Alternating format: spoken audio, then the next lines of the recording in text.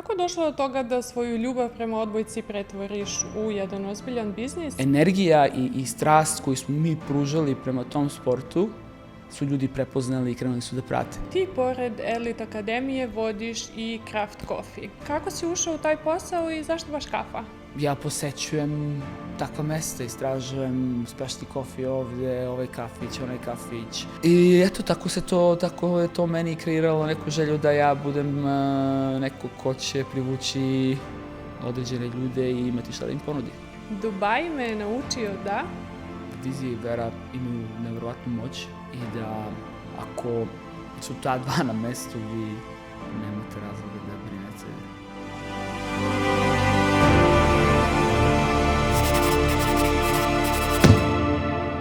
Zdravo svima! Dobrodošli u još jednu epizodu podcasta Dubai na balkanski način. Danas pričamo o tome kako se zapravo grade ljudi i biznisi u Dubaju i koliko sport može da oblikuje karakter, način razmišljanja i poslovni uspeh. Moj gost je Peđa, osnivač odbojkaške akademije Elite Volleyball Academy i specialty coffee brenda Craft Coffee. Kroz sport i preduzetništvo izgradio je dva potpuno različita projekta, ali sa istom idejom, stvaranjem zajednice i dugoročnih odnosa. Pričat ćemo o njegovom dolasku u Dubai, ulozi sporta u biznis, razvoju odbojkaške akademije i Craft Coffee brenda, ali i šta to danas zaista pravi razliku između ljudi i biznisa koji uspevaju na ovom tržištu. Peđa, dobrodošao. Hvala vam na pozivu. Jako fino od vas da ste tako predstavili me u najboljem mogućem svetlu i hvala vam što želite da na neki način prenesete naše iskustva iz oblasti sporta i kafe ljudima u našoj zemlji i sa naših prostora. Naravno, evo danas će čuti malo više i o tome. Peđa, kada pogledamo sve što si izgradio, deluje kao da je put bio vrlo jasan, ali pretpostavljam da nije bilo baš tako. Kako je izgledao tvoj dolazak u Dubai i da li si tada mogao da zamisliš da ćeš jednoga dana baš ovde graditi više uspešnih projekata? Ja verujem da se svako seća svog dolaska u Dubai. Za mene je to bio septembar 2014. godine.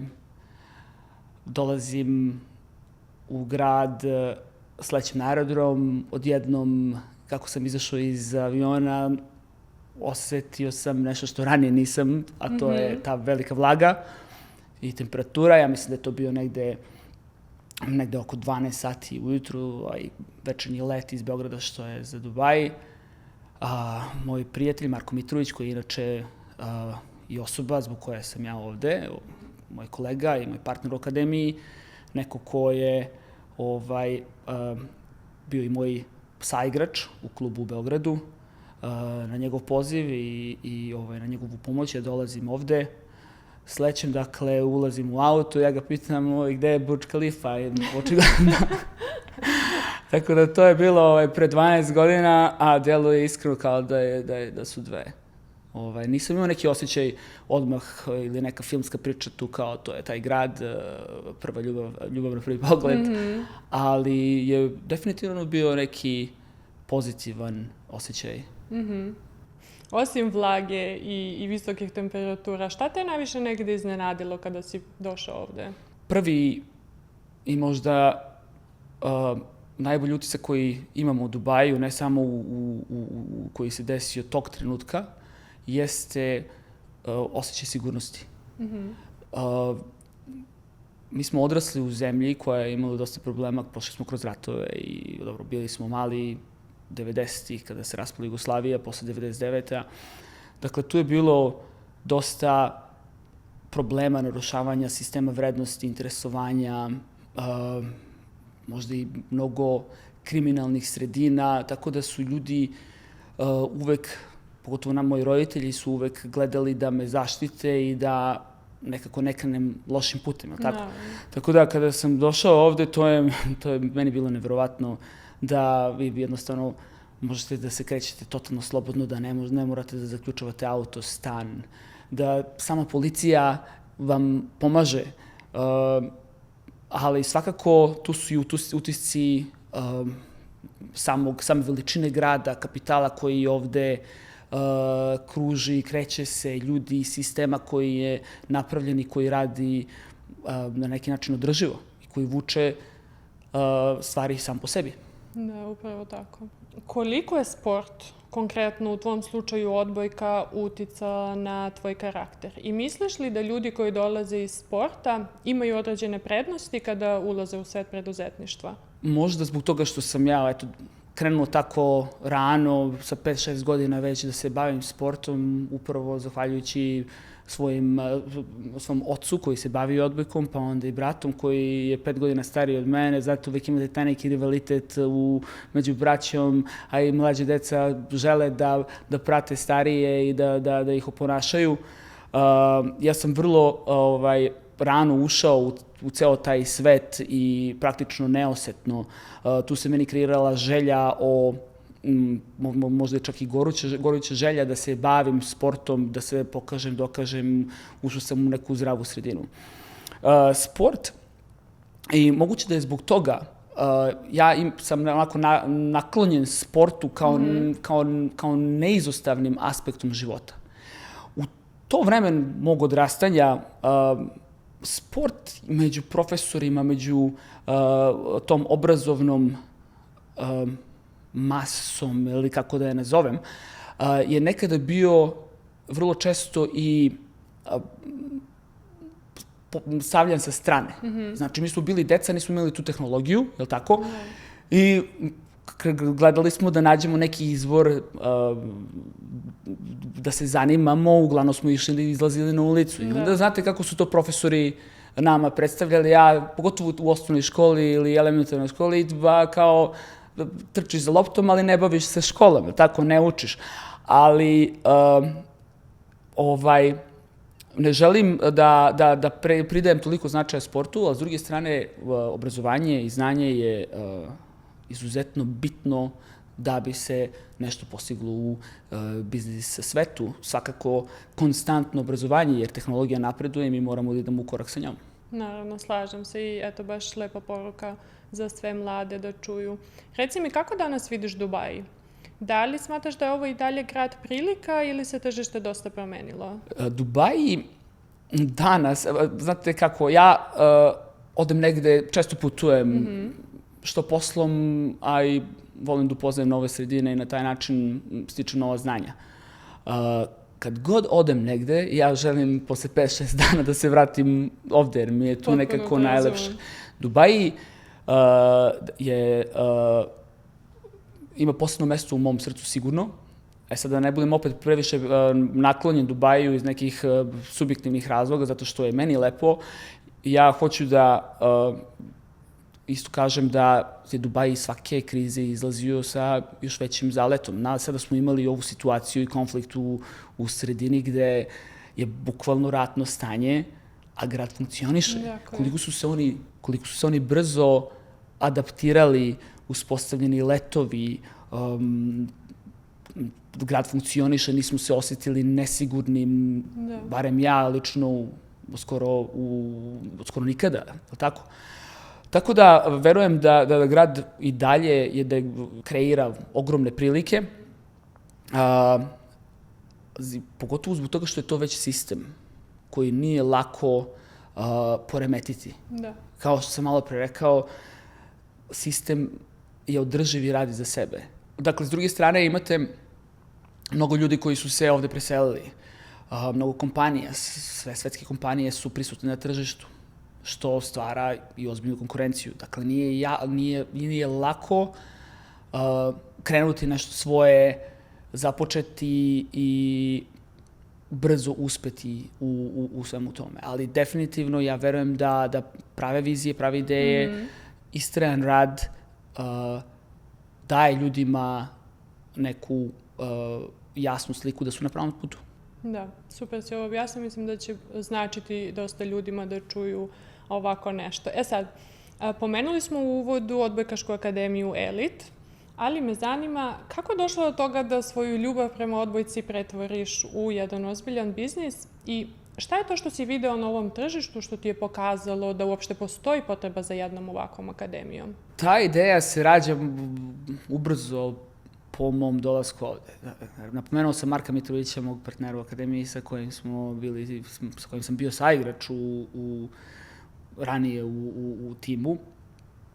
Dakle, prirodno je da smo mi pričali o odbojci non stop, gledali odbojku, pratili sport, pogotovo što smo to igrali na nekom finom profesionalnom nivou, svi najbolji igrači iz tadašnje, iz naše reprezentacije su nam prijatelji ili smo igrali sa njima ili se znamo sa njima, tako da smo mi non stop bili tu i ta strast je postojala. Kada postoji tako nešto, ja mislim da je gotovo nemoguće da vi ne želite da nastavite nešto tako ili da otvorite, napravite neku drugu vrstu odbojkaškog okruženja gde eto sami vi možete isto da učestvujete i da se takmičite, tako?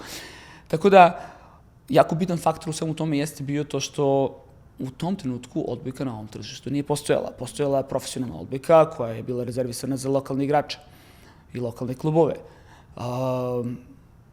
Stranci, a mi svi znamo kakva je demografija u Dubaju, možda preko 90% stanovništva nije iz Dubaja, nisu imali praktično gde da treniraju odbojku. Prvenstveno mislim na decu. Znači, akademije nisu postojale i onda smo mi krenuli da se da to istražujemo, uvideli smo te prostore i uvideli smo zašto određeni možda ljudi nisu uspeli da otvore akademiju pre toga. Drugačija je struktura grada, sve je jako skupo, nije lako legalno postati kompanija koja može da pruža takvu vrstu usluge, znači tu su licence, tu su sertifikati, mnogobrojni koji jednostavno mi nismo ni znali da postoje dok nismo došli ovde. Radite sa decom, to je child guards, certificates, health and safety je na neverovatnom nivou, neće škola da te pusti ovde. Zatim smo uvideli da je infrastruktura fantastična. Svaka škola ima halu kao što su možda neke naše najbolje sportske hale u Srbiji. Tako da su uslovi postojali tu i uvideli smo da je to prostor koji može da se popuni, sve se spojilo, naše znanje, naše prijateljstvo. Završio sam univerzitet, uključen sam bio u neke projekte za Ministarstvo sporta i omladine, digitalna transformacija, dakle marketing se više nije radio kao ranije, delište flajere, ne znam ja šta već, tu se već postojali su načini da se promoviše putem digitalnih mreža i eto, to je radilo. Mi nismo imali nešto preterano novca kad smo to kretali, tako da smo bili pažljivi, ali smo bili pokriveni eto poslom koji smo radili u drugoj kompaniji koja se bavila organizacijom velikih događaja i onda naravno posle tih poslova mi smo jurili na treninge, organizovali grupe, ali ja mislim da tu isto treba spomenuti da energija i strast koju smo mi pružali prema tom sportu su ljudi prepoznali i krenuli su da prate.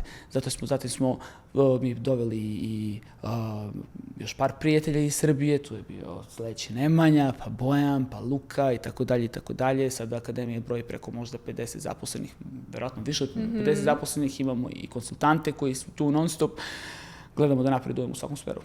Odlična priča. Mislim da je to taj neizbežan sastojak, ta ljubav prema tome što radiš, što vas je dovela sada evo ovde. Definitivno, ako trebamo jednu stvar da apstrakujemo iz svega ovoga, to jeste ljubav i goruća želja za tim sportom koja je dalje prenela. Sa neke biznis perspektive jeste to da tržište je bilo otvoreno, nikoga nije bilo, je tako? Tako je. E sad, šta ti je možda negde bilo najvažnije da izgradiš kroz akademiju osim samog sporta? Svakako su to zajednica i ljudi sa kojima radiš. Sad nemoj to da zvuči možda malo prepotentno da kao izgrađaš ljude koji su oko tebe. Mislim, gradimo se mi i pomažemo zajedno.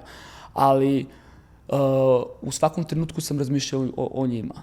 I razmišljao sam o tome da sve što radimo i gradimo, da izgradimo na istini. I da to je jedini način. Čak da se i postignu neki uspesi koji nisu bazirani na istini, ja mislim da to ne može da se tretira kao uspeh. Dakle, ljudi i zajednica, naravno, deca koje su i roditelji koji su slali tu decu u akademiju su nam bili bitni, oni su, kao što sam malo pre napomenuo, prepoznali taj kvalitet.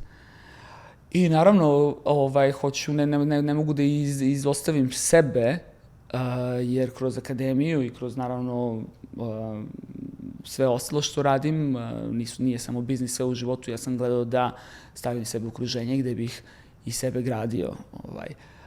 Meni je sport stvarno možda najbitniji deo života i neizostavan deo života. Ne mislim samo na sport kao neki kolektivni sport, nego i fitness. Mislim, verujem da se ti baviš sportom i samo znaš koliko je to bitno iz svakog ugla, zdravlje, kognitivne sposobnosti, sreća, zadovoljstvo, bukvalno sve. Da, apsolutno se slažem. I super što si to pomenuo. Moje sledeće pitanje je koliko zapravo sport može da utiče na život mladih ljudi i da li misliš iz tvog iskustva da mladima danas nedostaje disciplina i fokus? To je jako fino pitanje. Ja mislim da tu postoji neka Gen Z, koliko je njima fokus, da li sigurno postoji neka statistika par sekundi, ali ja imam jednu informaciju, jer se bavi marketingom i naravno i biznisom i sam deo poslovanja jeste promocija i socijalne mreže. Znam da, recimo, ako ne uhvatite pažnju gledaoca u 0,8 sekundi, vi gubite potencijalan lead, tako da je jako kratko. Jako kratko. Tako da sve to, sad ta digitalna transformacija, social media i ovaj svet, ne znam ja šta tu sve postoji, verovatno moramo pitamo neke mlađe decu ili ne znam ja koga, ali to je velika prepreka.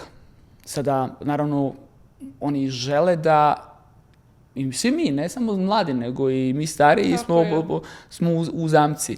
Tako da sport sada je, jako se sada pridaje značaj sportu i wellnessu i verovatno vidiš koliko ima veliki uticaj, upravo zbog toga kako bi odvojilo decu i ljude od tehnologije. Tako je. Tako da verujem da je sada možda i bitnije nego ikada.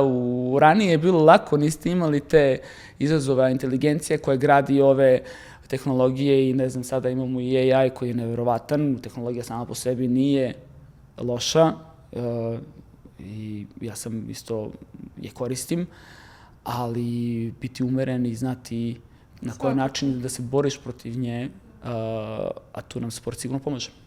Da. Tako da gradi karakter i ja mislim da...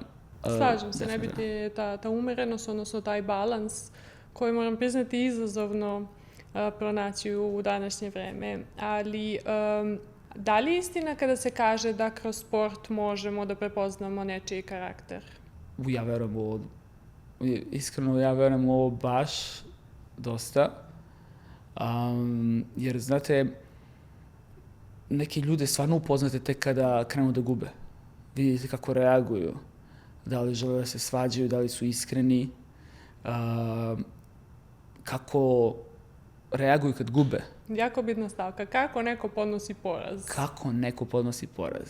Da li su tu iskreni je jako meni bitno i tu generalno steknem određenu u neki osjećaj ili utisak o osobi. Ali vidite, u akademiji sada normalno je da deca treba da nauči tu stranu, je li tako?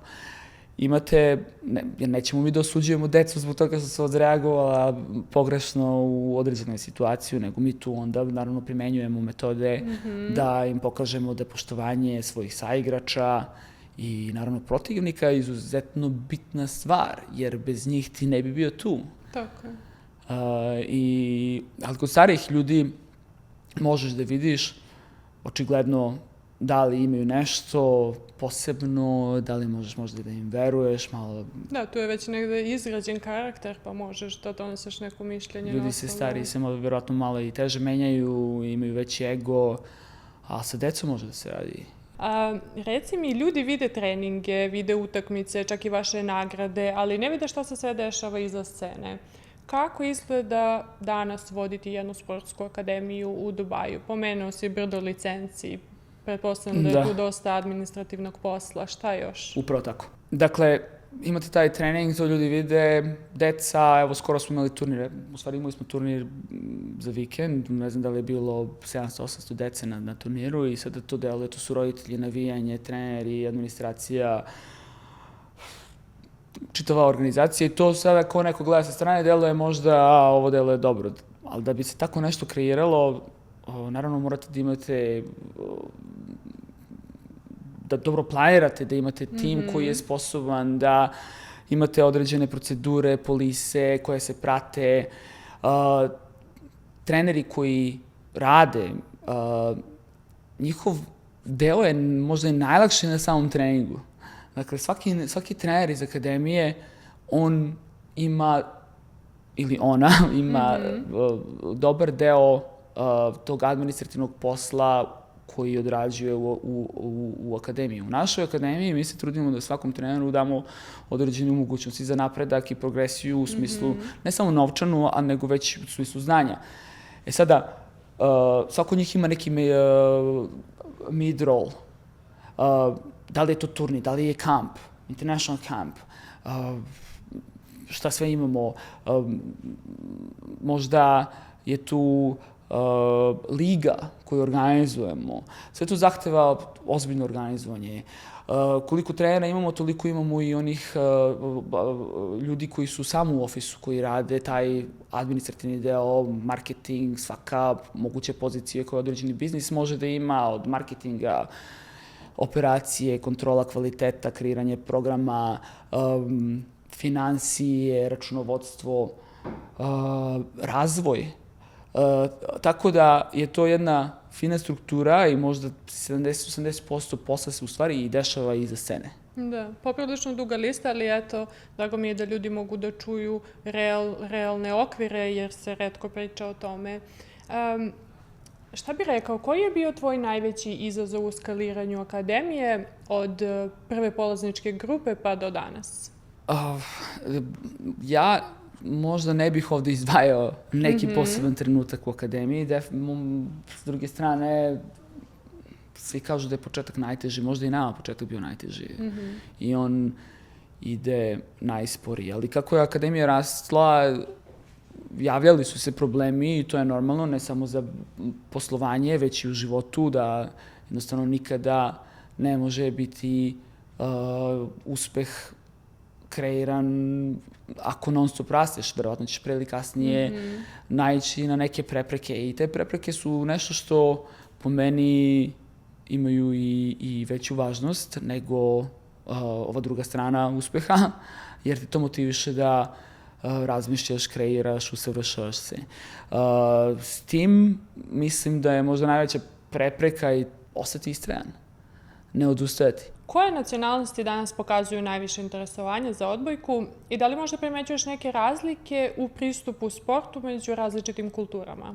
Nacije koje su prisutne u akademiji kod nas su svakako te nacije u kojima je odbojka najpopularnija, tako da imamo najviše članova očigledno iz Srbije, tako.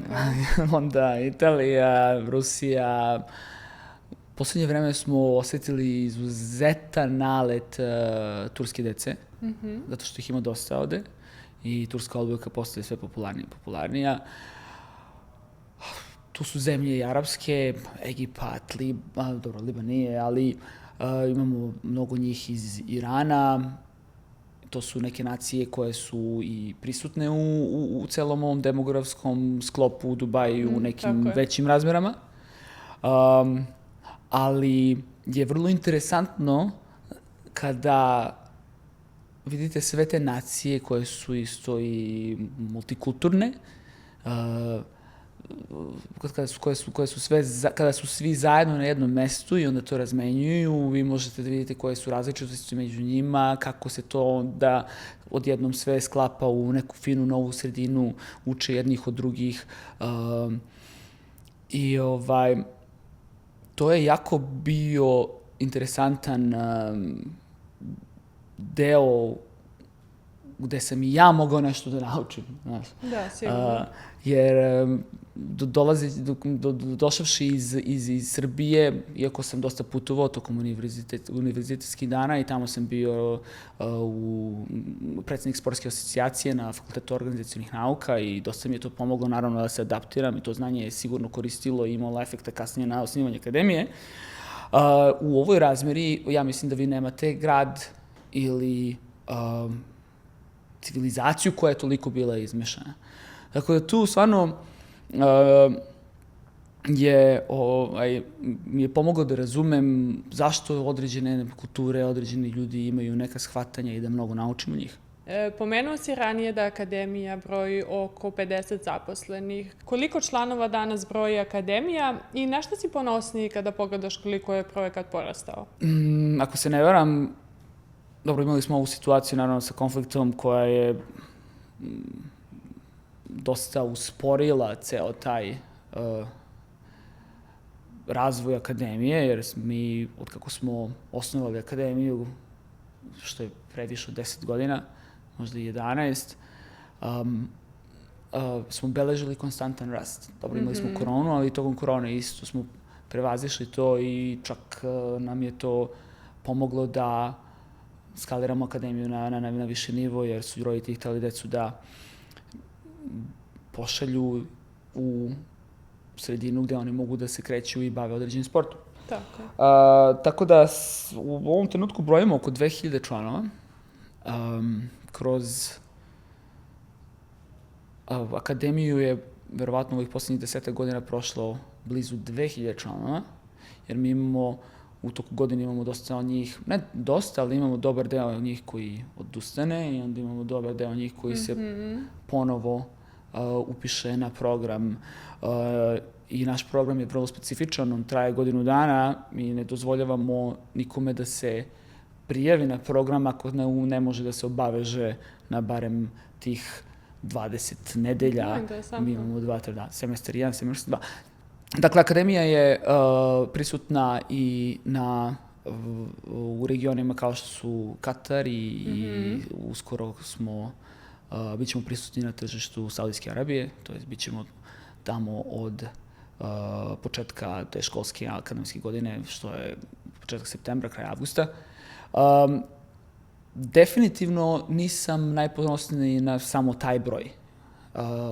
Nije veličina Akademije u tome, ne ogleda se samo u tome koliko ona članova broji.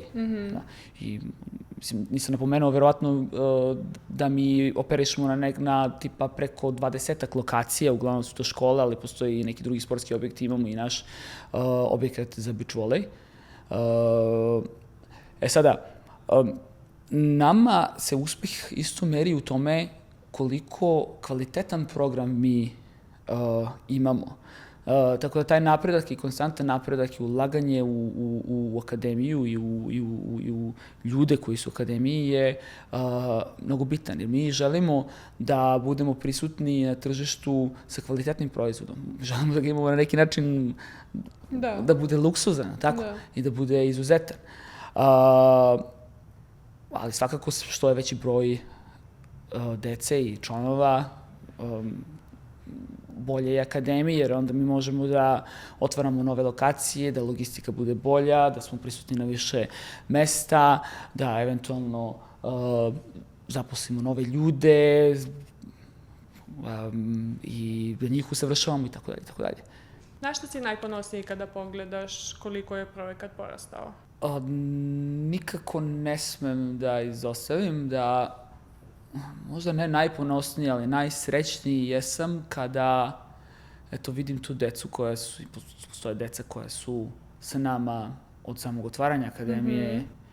I evo, možda i da napomenem Tijenu, našu devojčicu koja je tu došla sa 6-7 godina, nisam siguran, ali jako mala, koja je bila toliko uzbuđena i na svakom tom time-outu ili prekidu za vodu, ona je jedva čekala da nastavi trening i uvek je dolazila, šta ćemo sad da radimo, Tako da taj napredak te dece, dolazila su deca sa nekim čak i ozbiljnim problemima, nesrećna, zbunjena, svi to, mislim, mi smo to u određenim sigurno periodama odrastanja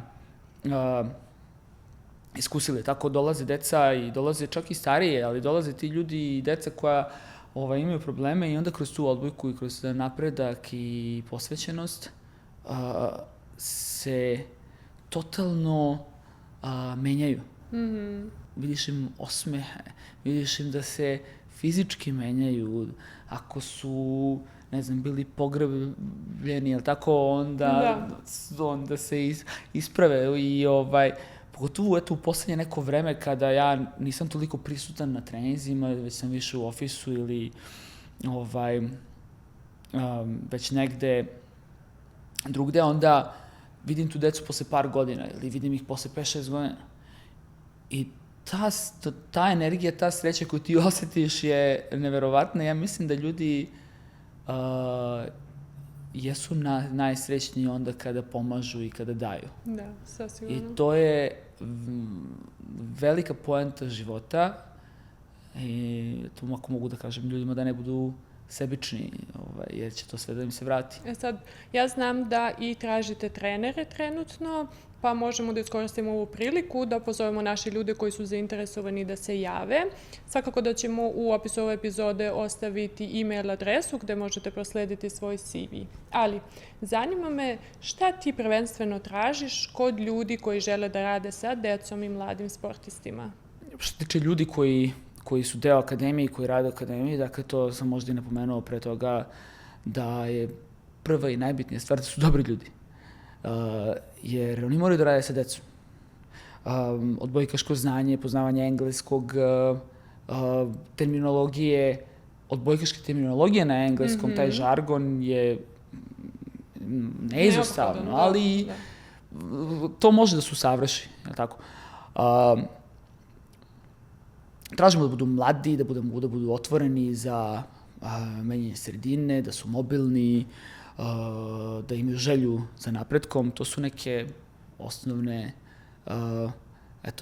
osobine koje mi gledamo prvo. A što se tiče iskustva i licencije, da li postoje neke specijalne licence koje su potrebne za ovo područje? Iskustvo je neophodno u smislu igračkog ili trenerskog, ali licence, bez licencije mi ne možemo jednostavno da zaposlimo ljude, jer ovde postoji ministarstvo, kako se zove, Labor Office ili Human Resources, tako koji će ti, ili Authority of Sport, in General Authority of Sport, oni će ti tražiti te licence i nećeš moći da dobiješ i zaposliš ljude legalno u zemlji.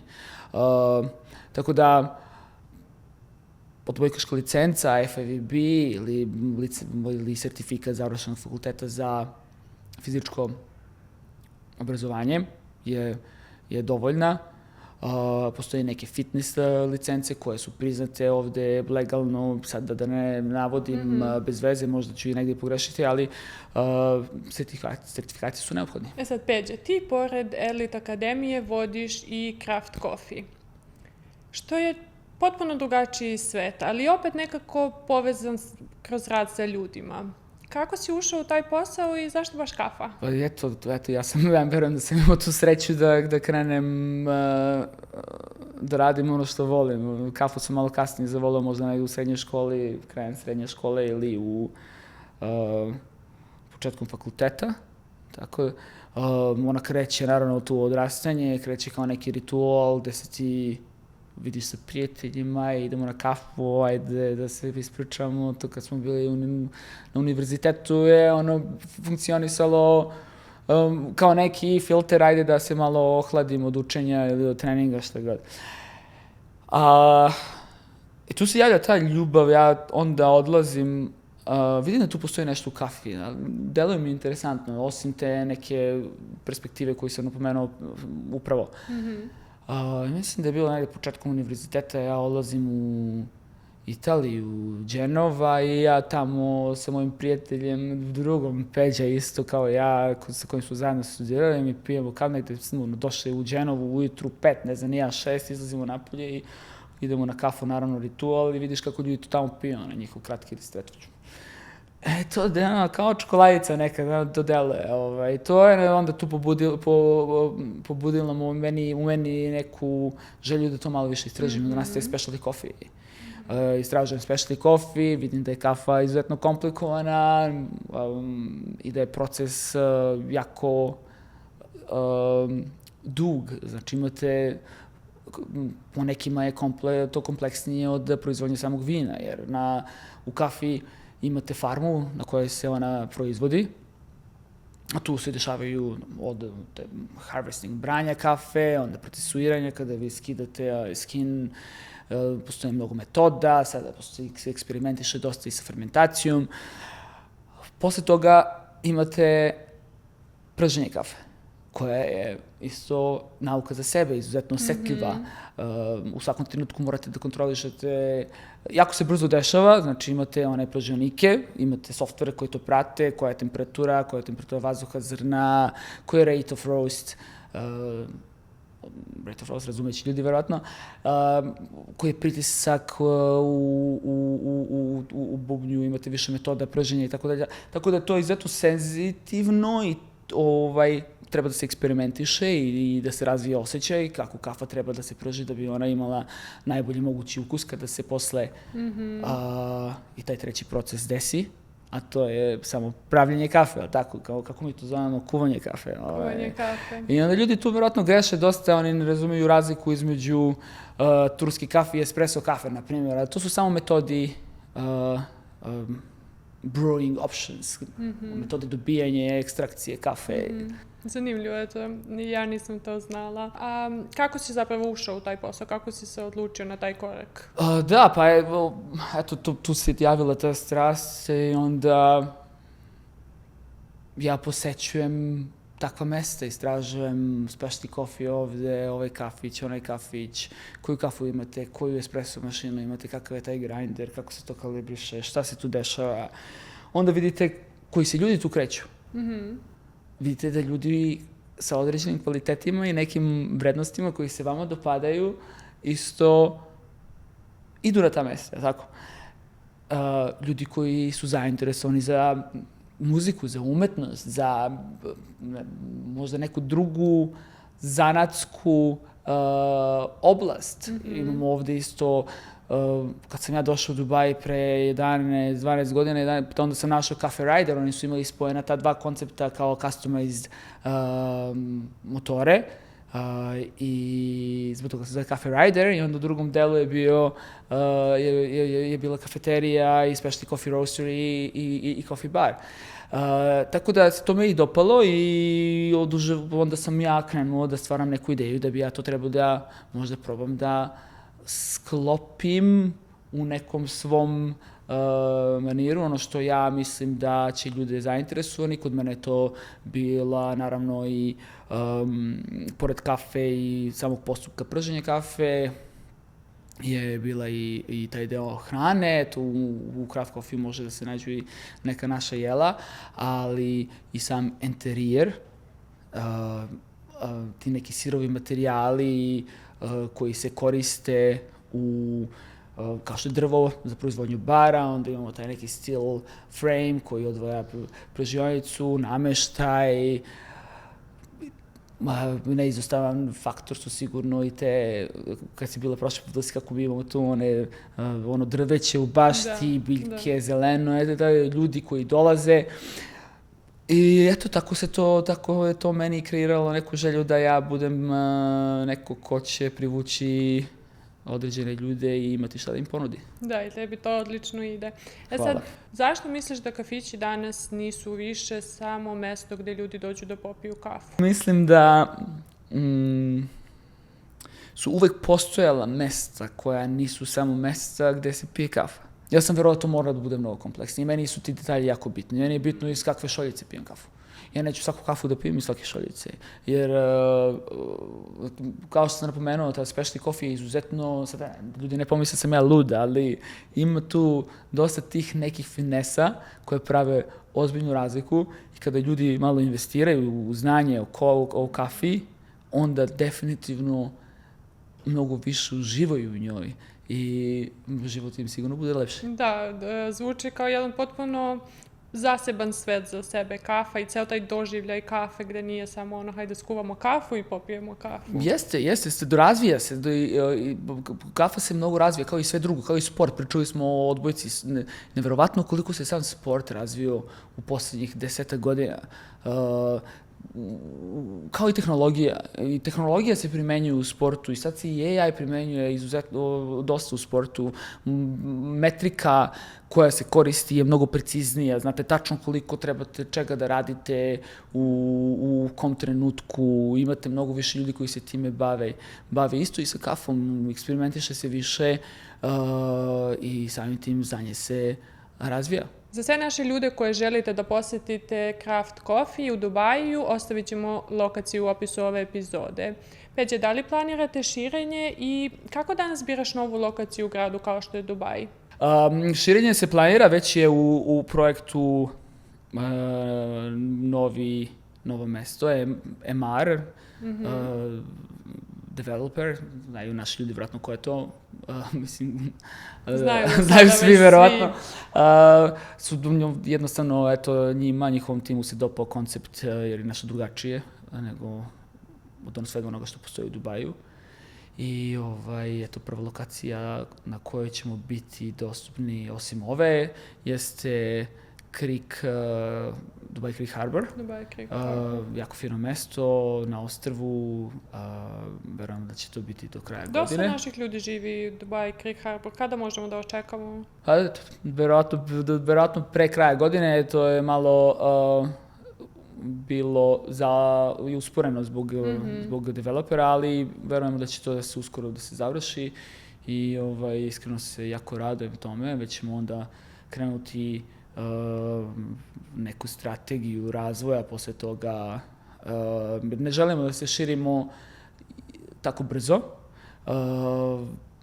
Biramo lokacije na kojima bi određeni community i zajednica bila zainteresovana za ovakav proizvod i koja bi prepoznala kvalitet. Tako da, eto, kao i sa Olbekom, nije to se desilo odjednom. Strpljenje i konzistencija, tako, upornost. Verujem da će vrlo uskoro to biti isto i globalni brand. Naravno, jedva čekamo to da vidimo.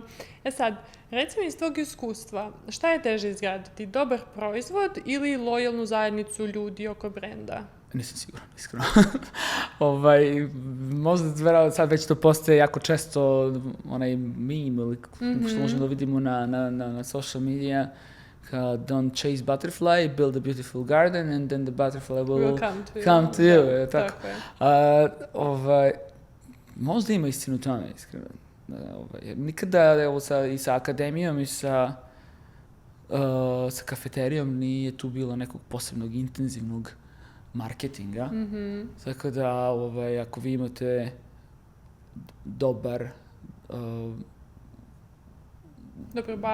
dobru bazu, ljudi će sigurno doći baš da Butterfly Garden, tako.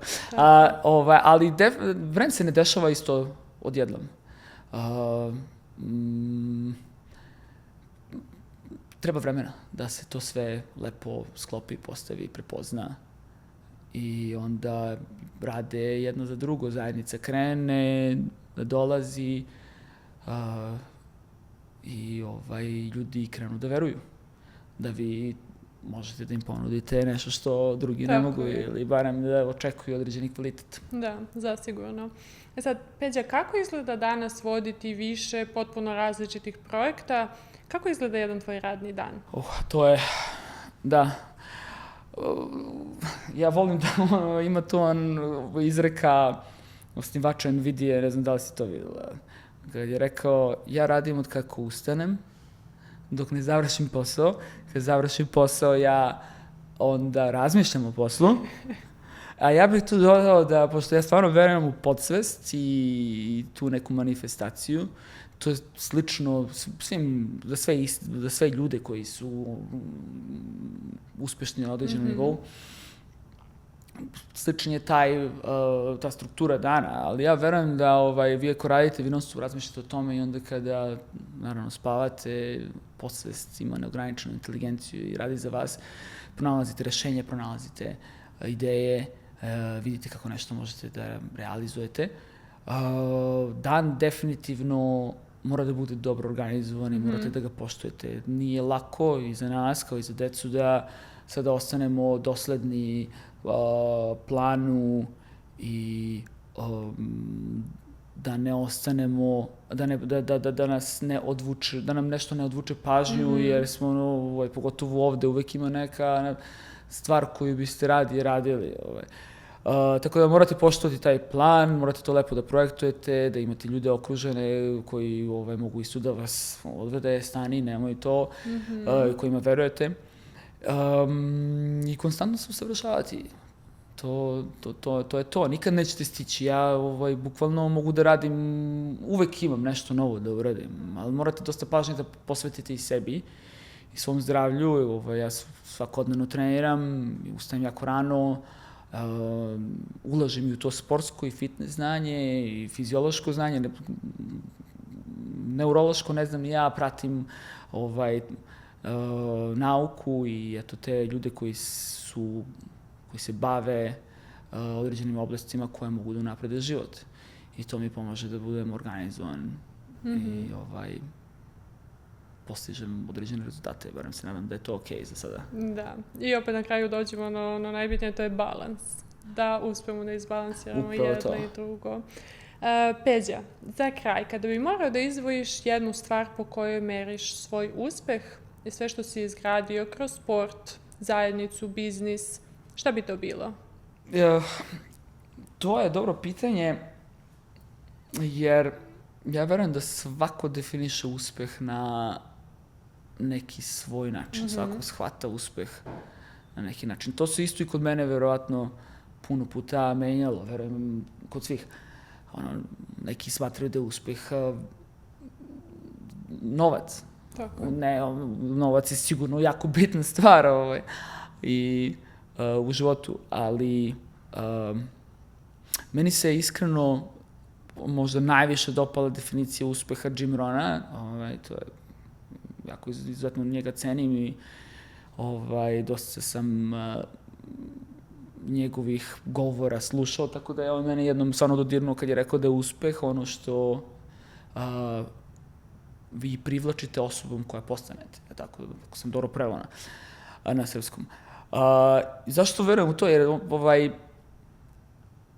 bukvalno ako vi postanete osoba koja privlači određene vrednosti, određeni ljude sa određenim kvalitetima, ja stvarno mislim da ste vi na pravom putu. I eto, to je neka možda... Znači konstantan rad na sebi, konstantan rad, da postanete ono što želite. Ako uzmemo recimo Novaka Đokovića, on je čak uspio da pridobije i publiku na svoju stranu, taj osobom koja je on postao. Mislim, njemu su probali da oduzmu i Australian Open i oduzeli su mu i US Open kad je svi znamo šta se desilo, ali ono koje je on postao zbog svih tih događaja, serija događaja, uspeha, neuspeha, čak i nekada jednostavno često nije do vas, je tako? Kao što tada nije bilo njega. Ali ga je to izgradilo u osobu koja je privukla da postane najbolji ikada, možda i najbolji sportista svih vremena. Ja verujem da je najbolji sportista. Tako je, slažem se. Tako da i u Kraft Coffee možete da popijete kafu sa njim i sa Nikolom Teslom. Tako je, da. Sad, Peđa, pre nego što završimo ovu epizodu, željela bih da pokrenemo malu tradiciju u podcastu, s obzirom da je ideja podcasta da kroz priče naših ljudi prikažemo kako zaista izgleda život u Dubaju. Voljela bih da mi odgovoriš na sledeće pitanje jednom rečenicom. Dubaj me je naučio da... Dubaj me je naučio da vizija, vera I vizija i vera imaju nevjerovatnu moć i da ako su ta dva na mestu, vi nemate razloga da brinete da će nešto biti loše i da ćete sigurno biti uspešni. Baš lepa poruka za sam kraj. Peđa, hvala ti puno na iskrenom i veoma zanimljivom razgovoru. Mislim da smo pokazali danas da, bez obzira da li pričamo o biznisu, sportu ili radu sa ljudima, principi negde ostaju isti, a to su doslednost, upornost, strpljenje i spremnost da se dugoročno gradi nešto vredno. Hvala tebi na pozivu.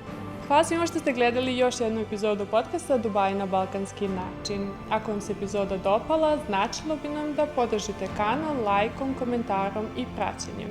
I pišite nam u komentarima koje goste biste želeli da gledate u nekim od narednih epizoda. Vidimo se u sljedećoj priči iz Dubaija.